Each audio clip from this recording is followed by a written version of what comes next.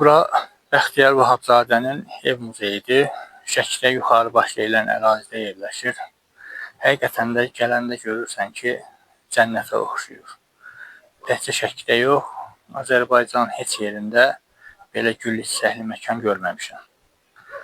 Buranı qoruyub saxlayan insanlara da öz minnətdarlığımızı bildirməliyik. Bura rəhbərlik edən Elşən müəllimdir. Onun sayəsində bura bu səviyyədə qalıb. Ümumiyyətlə, milli dəyərlərimizə, keçmişimizə, klassiklərimizə belə qiymət vermək lazımdır.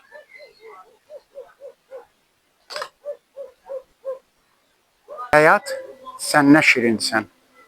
Düz 100 il qabaq, bax gördüyünüz bu yurtda, Şəkinin ən qədim, ən böyük məhəllələrindən biri olan Yuxarıbaş məhəlləsində bir oğlan dünyaya gəldi.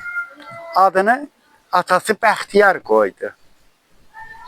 100 il qabaq Azərbaycan üçün ən ağır vaxtlar idi.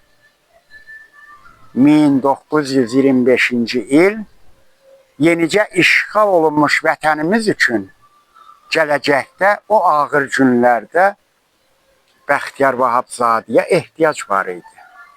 Bilmirəm, necə oldu adını Bəxtiyar qoydular, amma dünyanın ən bəxtiyar şairi oldu. Bəxtiyar Vahabzadə ədəbiyyatşünas alim, ictimai-siyasi xadim. Ömrünü oxuduğu universitetdə müəllim peşəsinə həsr eləmiş böyük pedaqoq idi. Bütün bu fəaliyyətini nəzərə alıb, hörmətli prezidentimiz 2015-ci ildə sərəncam imzaladı ki, Bəxtiyar Vahabzadənin Şəkinin Yuxarıbaş məhəlləsində, ata yurdunda, bax bu gözəl məkanda, Baxça Saraya oxşayan bu məkanda Bəxtiyar Vahabzadənin ev muzeyi yaradılsın. Dünyada çox nadir şəxsiyyətlər olub. Bəlkə də heç olmayıb ki, öz ata yurdunu xalqın evladlarına bağışlasın, dövlətə bağışlasın. Bəxtiyar müəllim müharibədən sonraki ağır dövrlərdə bax gördüyünüz bu yurdu dövlətə bağışlayıb. Prezident sərəncam verənə qədər 2015-ci ilə qədər bu yurt Yuxarıbaş məhəlləsinin uşaqları üçün uşaq bağçası olub. Bəlkə də ona görə sirli, sehirlidir ki, hər divarda yüzlərlə, minlərlə uşaqların nəfəsi bəlkə də buraları belə sehirli, sirli eləyir. Dünyada çox nadir şəxsiyyətlər olar ki, onların həyatına İlham Əliyev qədər, hörmətli prezidentimiz qədər dəyər verərdilər. Buna görə ki, Yuxarıbaşın evlərinin interyerinə uyğun, Şəki memarlığının üslubunda gözəl bir uşaq bağçası hörmətli prezidentimizin sərəncamı ilə tikildi.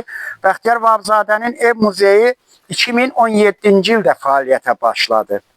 Bəxtiyar Vahabzadənin evinin qonşuluğunda 5 nəfərin evi alındı. Onlara Şəkimizin ən gözəl yerində ev verildi və o evlərin yerində gözəl bir, elə mənim də o mülkü şahnişin adlandırmağım bəlkə də çox adamın qəlbi oldu. Çünki şahlara layiq bir uşaq bağçasıdır. Şəkimizin ən gözəl, regionumuzun ən gözəl uşaq bağçalarından biridir.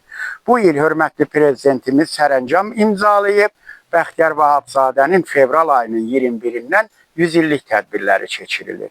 Silsilə tədbirlər həm Bakıda, həm Gəncədə, həm Qəbələdə, həm Şamaxıda, müxtəlif rayonlarda və ən çox da muzeyimizdə keçirilir. Bu il muzeyimizə 12.020 nəfərdən çox qonaq gəlmişdi. 53 xarici ölkədən gələn qonaqlar, hər biri Şəkimizə gələn qonaqların sevə-sevə ziyarət elədiyi bir məkandır və hər biri çalışırıq ki, muzeyimizdən razı qalsınlar.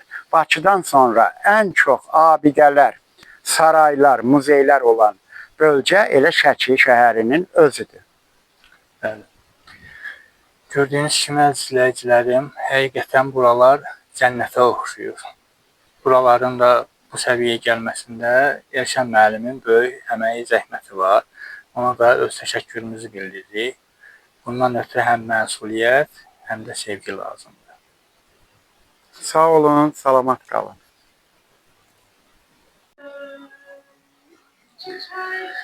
Bəxtiyar Vahabzadə bu evdə doğulub, düz uşaq yaşlarında bu evdən ayrılıb.